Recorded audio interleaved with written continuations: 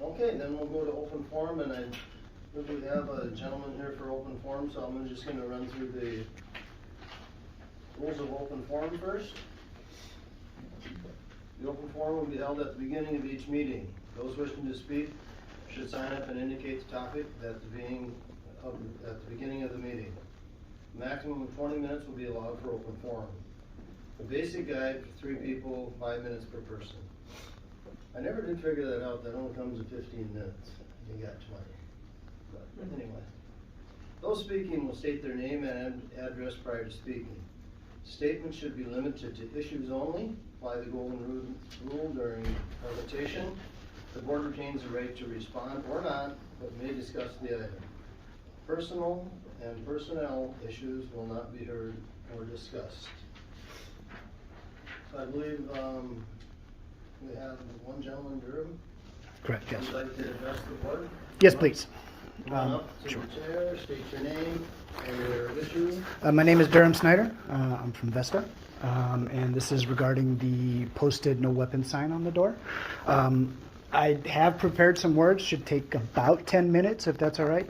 But if not, then I do have copies, so if you want to follow along or refer to any of the information I've given. Pass the copies out, and then we will, we'll give you your due time. So you can go ahead and. Excellent, thank you. So on June 3rd, 2003, the county board resolved to hang the Redwood County prohibits the possession of firearms, dangerous weapons, ammunition, and explosives in this building sign. It was determined by the county attorney to be legal, but as with everything, things change. As an example, the sign that was hung includes 4 statutes that were ostensibly relied on to make said determination, 2 of which have now been repealed. So the county derives its power from those delegated by the state through the legislature. The legislature has the authority to dictate to the county and lesser jurisdictions what they may do, shall do, and what they shall not do.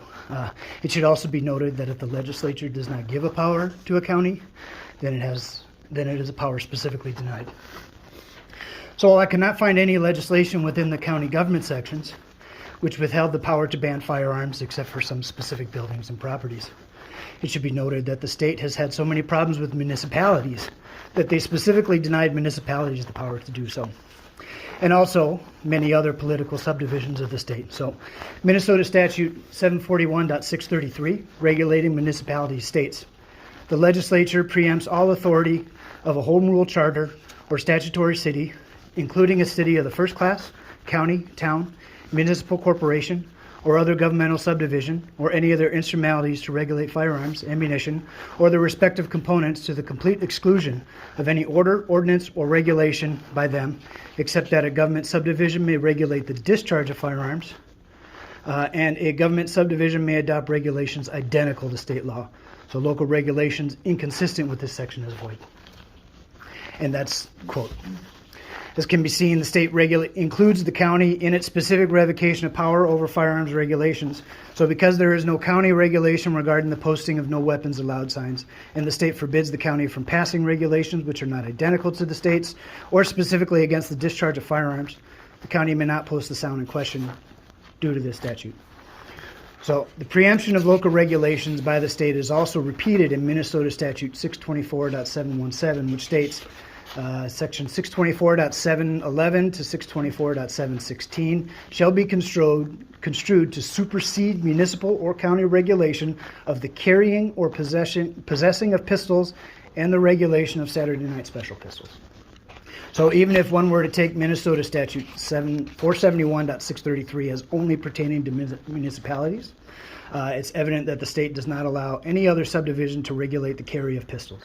So Minnesota Statute 624.717 specifically disallows regulation by ordinance of the carrying of pistols, including banning their carry and possession in administrative buildings. So now we must look at the statutes which do allow for the banning of firearms. So Minnesota Statute 609.66 regulates where the carry of firearms on their premises is illegal. These places are schools, courthouse complexes, and the capital area buildings as defined in Chapter 15B. So notably absent from said list is county administrative buildings. Minnesota Statute 624.717, Subdivision 17, also regulates certain areas prohibited by those who carry firearms. It states in relevant part, a person carrying a firearm on or about his or her person or clothes under a permit or otherwise who remain at a private establishment knowing that the operator of the establishment or its agents have made a reasonable request that firearms not be brought onto the establishment may be ordered to leave the premises. So the requester has prominently posted a conspicuous sign at every entrance to the establishment containing the following language. It has to identify the name of the operator, and then it says bans guns in these premises. And it's in quotes, which means you're required to use that language in order for it to be legal.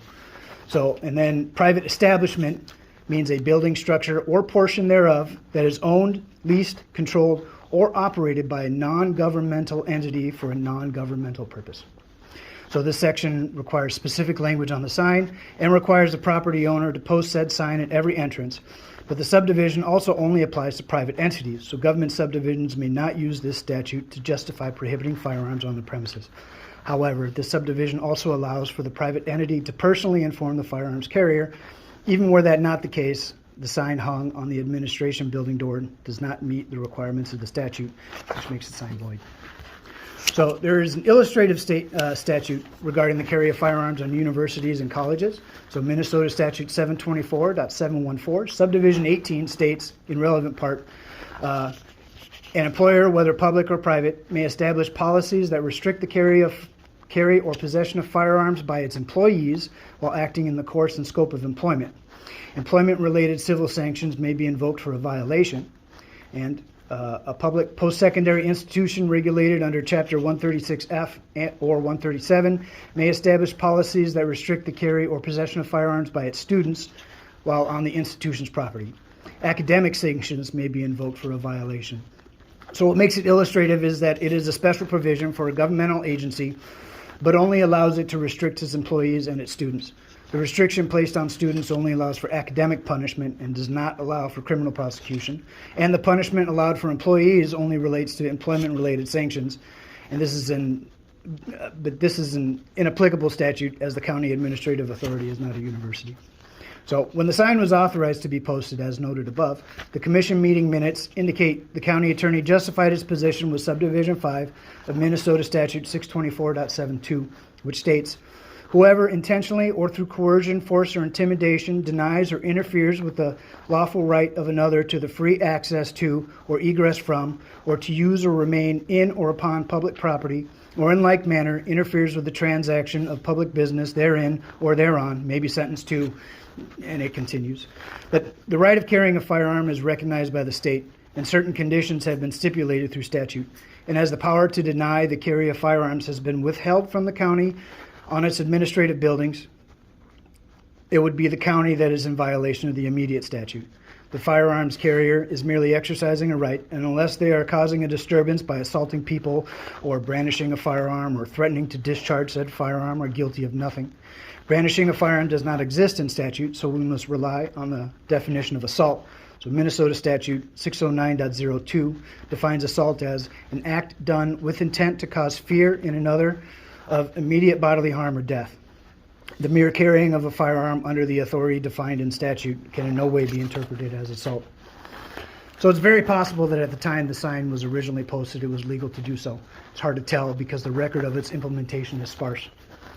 There is no correspondence in the record, and the only legal analysis I could find from the county attorney was included in the minutes.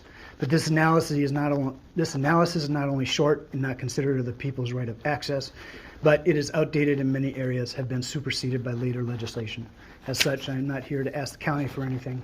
Instead, I'm just here to give notice.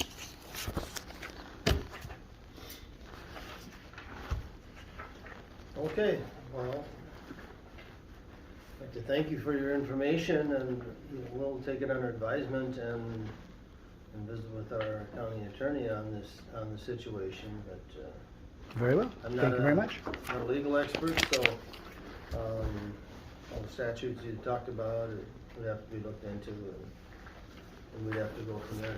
So. Absolutely. Thank you for your time. Thank you for your time. Thank you, sir.